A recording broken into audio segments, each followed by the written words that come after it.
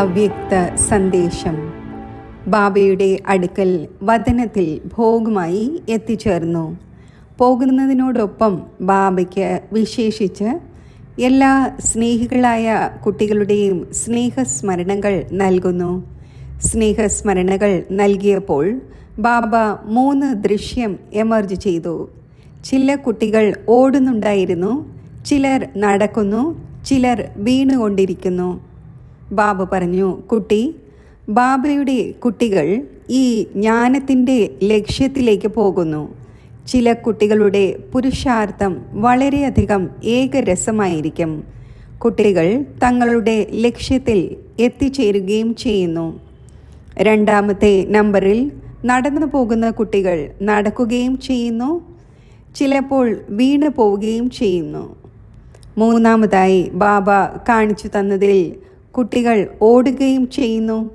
പാദത്തിൽ ചില മുള്ളുകളും കൊള്ളുന്നു, അപ്പോൾ അല്പം വൈകി പോകുന്നു, ലക്ഷ്യത്തിൽ എത്തിച്ചേരുവാൻ കഴിയുന്നില്ല. ബാബ പറഞ്ഞു, കുട്ടികൾ പുരുഷാർത്ഥത്തിലൂടെ ഇപ്രകാരം പോയിക്കൊണ്ടിരിക്കുന്നു. ബാബ ആ കുട്ടികളുടെ പുരുഷാർത്ഥം നോക്കിക്കൊണ്ടിരിക്കുന്നു, അവരുടെ അവസ്ഥ നോക്കിക്കൊണ്ടിരിക്കുന്നു. ബാബ ഉദാഹരണമായി യജ്ഞത്തിലെ ദാദിമാരുടെയും സഹോദരന്മാരുടെയും കാര്യം പറഞ്ഞു. തുടക്കം മുതൽ ഏത് കുട്ടികളാണോ ഉണ്ടായിരുന്നത്, അപ്പോൾ എത്ര കാര്യങ്ങളും എത്ര പരിതസ്ഥിതികളും വന്നു. പക്ഷേ അവർ തങ്ങളുടെ ലക്ഷ്യത്തിൽ നിന്നും കുലുങ്ങിയില്ല. കാര്യങ്ങളും പരിതസ്ഥിതികളും വന്നിട്ടും അവർ കുലുങ്ങാതെ തൻ്റെ ലക്ഷ്യത്തിൽ അവസാനം വരെയും എത്തിച്ചേർന്നു. ബാബ പറഞ്ഞു, സമയമനുസരിച്ച് ബാബ കുട്ടികളിൽ കാണുന്നത് ഇതാണ്. ചിലപ്പോൾ നടക്കുന്നു, ചിലപ്പോൾ വീണു പോകുന്നു, ചിലപ്പോൾ എന്തെങ്കിലും മുറിവേൽക്കുന്നു, ചിലപ്പോൾ കല്ലുകൾ തട്ടുന്നു, നിന്നു പോകുന്നു. കുട്ടികളുടെ അവസ്ഥ കണ്ടുകൊണ്ട് ബാബ പറഞ്ഞു, ഇത് ജ്ഞാനത്തിൻ്റെ ഉയർന്ന പർവ്വതമാണ്, ഇത് ലക്ഷ്യമാണ്. അഥവാ നമ്മൾ ബാബയുടെ ആശ്രയത്തിലും നിശ്ചയബുദ്ധിയായും നടക്കുമെങ്കിൽ, ബുദ്ധിയിൽ ഒരു കാര്യം ഉണ്ടായിരിക്കുമെങ്കിൽ, അതായത് ബാബയിലും നിശ്ചയം, ബാബയുടെ ഓരോ കാര്യത്തിലും നിശ്ചയം ഉണ്ടായിരിക്കുമെങ്കിൽ, കുട്ടികൾക്ക് തൻ്റെ ലക്ഷ്യത്തിൽ സഹജമായി എത്തിച്ചേരുവാൻ സാധിക്കും, എത്തിച്ചേരുകയും ചെയ്യും.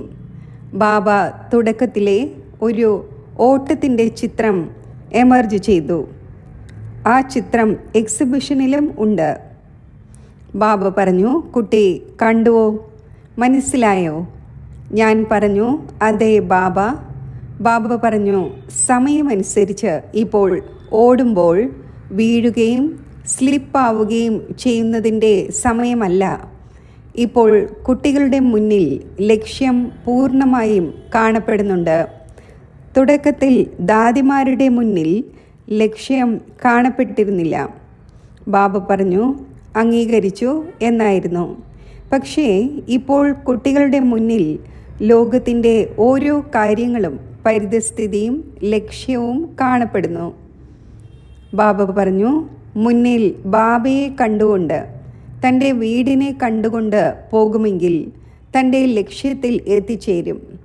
ബാബ കുട്ടികളുടെ ഈ പുരുഷാർത്ഥം കാണുവാൻ ആഗ്രഹിക്കുന്നു.